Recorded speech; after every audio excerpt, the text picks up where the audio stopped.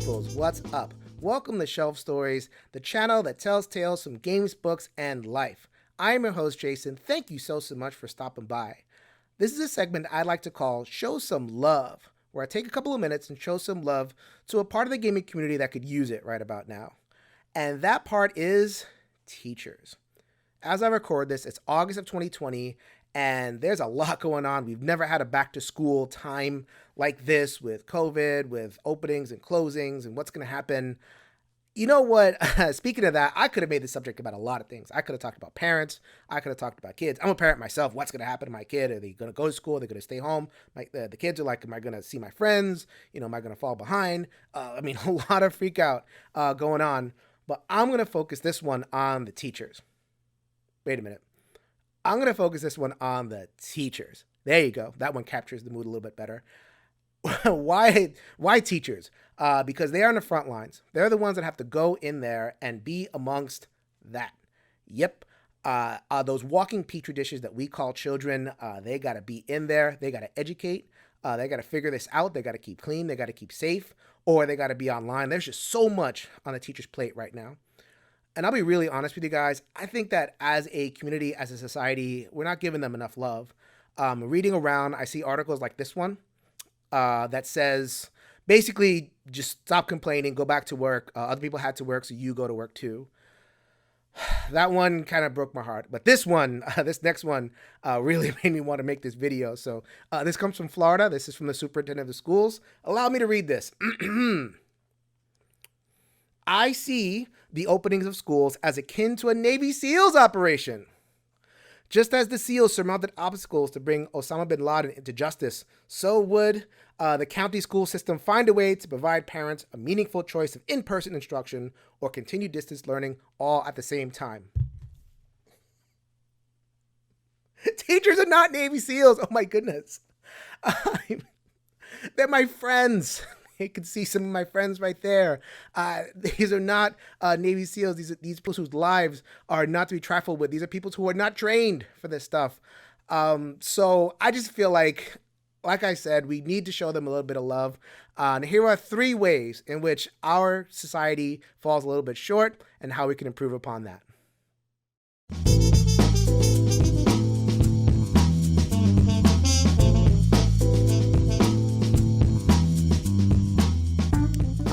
My topic number 1 is respect and recognition. And I will be frank, I do not think that we give, as a society, the teaching profession the respect that it deserves. I think a lot of people think, wow, 3 months off. There's 3 reasons to teach: June, July, and August. Or you get off at 3 o'clock. And what are you really doing anyway? You're babysitting, just taking care of kids while the rest of us do real work. Teaching is the fallback option. I've definitely heard that one more.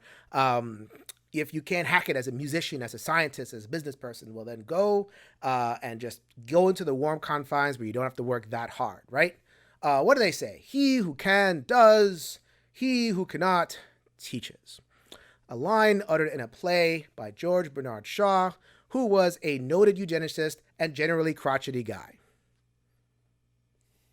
On the contrary, teaching is exhausting. I was a teacher for 3 years, so I can give personal testimonial. I've never been more exhausted on a professional level than when I was a teacher, high school teacher. It's exhausting to care. It's exhausting to care enough about kids. And I know there's a lot of bad teachers out there that don't care. I'm not going to excuse any of that, but there's more good teachers, I'd like to think. And they invest care in 100, 125, 150, maybe even more kids over 5 shows a day. That's what we used to say, to help people resonate with material. Speaking of the material, oh my goodness, not only do you have to care about kids, you have to be master of material. You have to know what you're talking about, be able to answer questions, be able to work with the material. It's not like teaching. I think people think that teaching is like pouring a bunch of knowledge into a kid's head, like you're pouring a glass of water or something. That is absolutely not that. You have to work with the knowledge and be able to inspire a kid so that they really learn. And not only that, that has always been true, and that's what you sign up for as a teacher. And I was very happy to do that. And I'm sure a lot of teachers are happy to do that on some levels. Now you have to do it online. Now you have to do it over Zoom. How many people have been on Zoom meetings for 1 hour, 2 hours, 3 hours? They come out, they're completely exhausted. Imagine having to do a Zoom meeting with this guy. Look at his face. Any teacher knows it. It is a face that says, go ahead and teach me something. I dare you. Am I complaining too much? This is too negative? I thought the segment was called Show Some Love. Well, I think a loving act is to listen.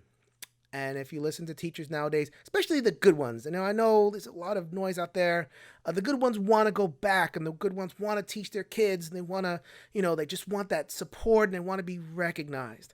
And I think as a good first step, find the teachers that, that really care. Don't just make assumptions based on what you see on TV or anything, and just listen to the teachers in your life. Like I said before, they're probably in your gaming group.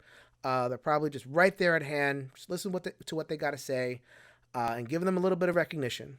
See how it goes.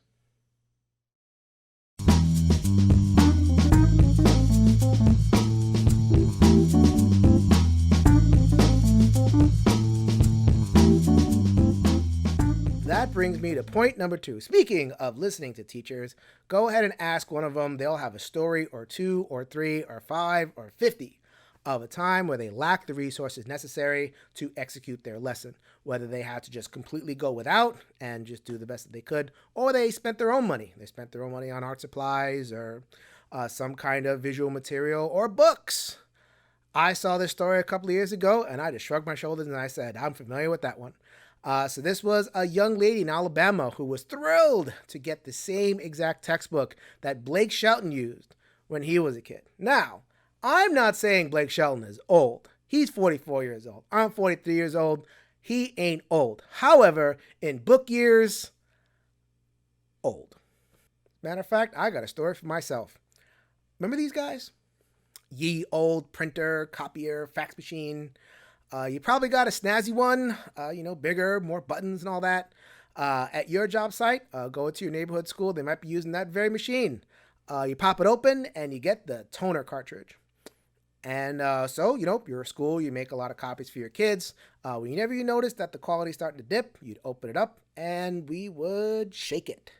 Matter of fact, it happens so often, we had a name for it. We called it the toner shuffle.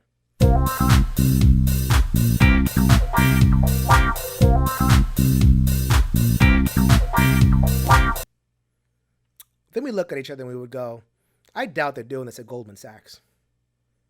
And connected with that story is usually an addendum where they went to an administrator, assistant principal, a department head, dean of students. They would bring it to their attention and say, I'm trying my best, but I need this resource. Is there any way that we can get more toner for the copier so that we can make copies? The copies are getting worse and worse and worse. Help us out here.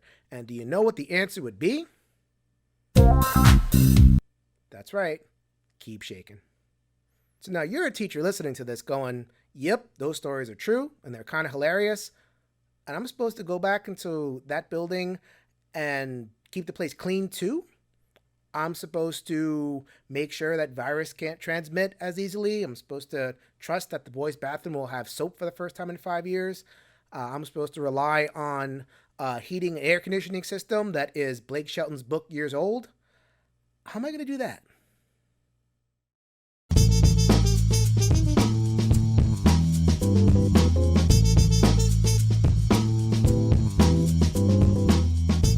So now my third point, I don't want to get bogged down in the negativity. I don't want this to come off as saying, oh, don't go back. We all have to be home. I want to go back. I want all of our teachers to go back. All the teachers want to go back. And I think we're lacking in a creative spirit.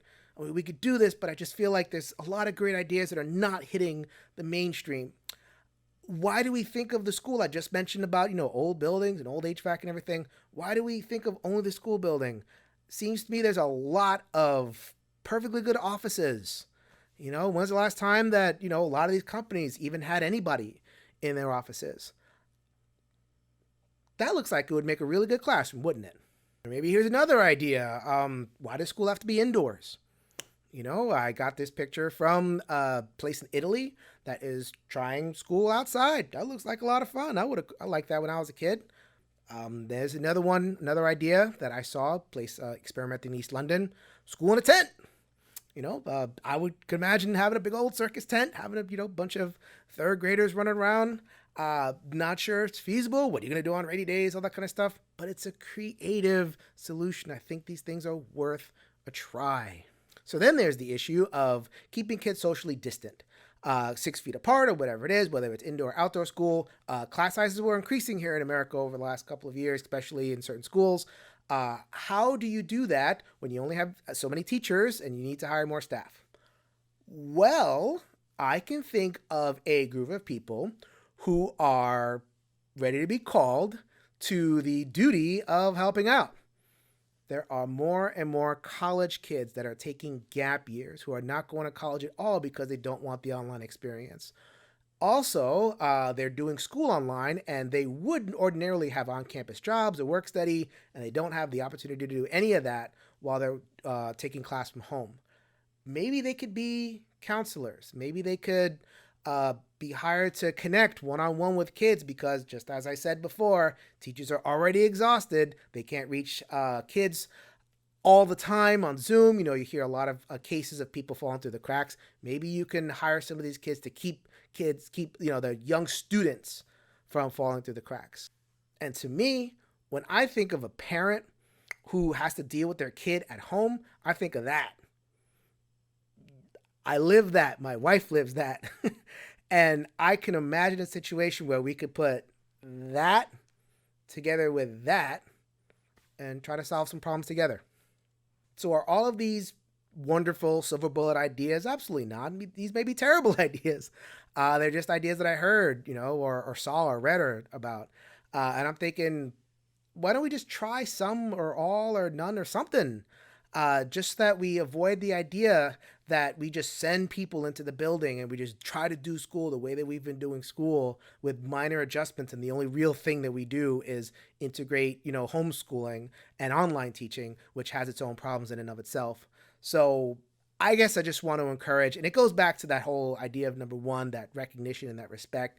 Out of respect for teachers, out of respect for families and everybody, I think we owe it to ourselves to be a little more creative than we've been. All right. So, how can we show some love? How can we help out the teachers? How can we help out the parents and the kids and every single person who is looking for just a way to make this whole back to school thing work? Well, I'm going to work backwards over here. Let's be creative, right? Let's think of a little bit outside the box. Let's think out of our comfort zones so that we can evolve ourselves. There's so many things that we can do, just even on an individual level. Maybe a family that is a parent and the child is home and the parent's trying to work from home. Go over and offer to take care of their kid for a little while. I guarantee you that there are a lot of parents who would be very, very thankful. Maybe we haven't been as willing to make connections as now, but now, I think that people are willing to throw caution to the wind and try something, but build that relationship first and then, try something from there. Get involved with your PTA. Anybody that's a parent is welcome at a PTA meeting and see what they're talking about and see if they're kind of, going through the same old solutions or if there's anything kind of a little bit outside the box that can be done. Resources. I don't know what's going to happen in terms of schools getting the extra resources they need. And believe me, they need extra resources in order to make this school thing happen safely. And that is the big thing, is safely. So then when COVID first hit, in like March, April, and May, in the United States, especially where I'm from, New York City, hospitals are really strapped. They needed a lot of personal protective equipment, PPE, the masks, the scrubs, and all that kind of thing. And GoFundMe's were started. The food thing was started. I forget exactly what it's called, but like a food chain or something to get meals to these people because they were working extra shifts. I don't know how many meals a teacher is going to need, but just in case you want to be nice, just in case you want to kind of lift some people's spirits, and if you want to involve yourself in the safety end of things, I am sure that any kind of drive to get that, get the facial stuff, get soap, anything that a school might need in order to stay open and clean, I'm sure will be greatly appreciated. Last but not least, I began here and I'll end here, comes down to that recognition and that respect. He who can, does, he who... You're not even gender inclusive. Get out of here. Because I know this is going to be a little bit of a difficult thing for some people to hear, because I know there's some people out there that are a little bit upset at teachers because, you're just trying to stay home, you're afraid and all that kind of thing. Teachers are afraid. They know what kind of lack of resources and lack of support that school ordinarily gives them, and they're a little bit gun shy, or some of them are, I should say. Um, I think just putting it out there, giving recognition, giving respect, giving acknowledgement of the teacher perspective, I think that would do a lot to create a little bit more cohesion, a little bit more sense of solidarity, so that we can let teachers know that they're appreciated, they're valued, and maybe some more of them might be they might need that in order to kind of overcome that last bit of anxiety, create that connection that will give them the heart to do what they got to do, keep their heart up, be creative, and engage in teaching, because it's very, very important for kids, very important for families, very important that we just keep the school thing going. All right. I hope you enjoyed that shelf story. This is Jason reminding you that if you can change your mind, you can change the world. And in this particular case, if you can change your mind about teachers, then maybe they can change the world. Later, everybody.